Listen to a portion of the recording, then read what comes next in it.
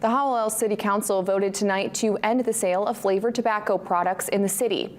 The ordinance was passed after a 3-by-3 tie was resolved by the presiding officer. Hallowell is now the 7th community in Maine to ban the products, including Bangor and Bar Harbor. High school students spoke at the meeting expressing concerns regarding flavored tobacco use in Piers. Those that voted against the motion said prohibition isn't effective and enforcing existing laws regarding underage sales should be priority. Councillor Michael Fred, who made the deciding vote, said it's the right thing to do.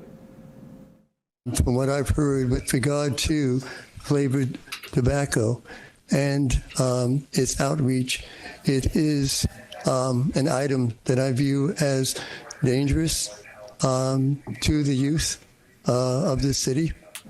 Tonight's meeting was shut down for a period of time after several people on Zoom began bombarding the meeting with hate speech. The ban will go into effect in 10 days.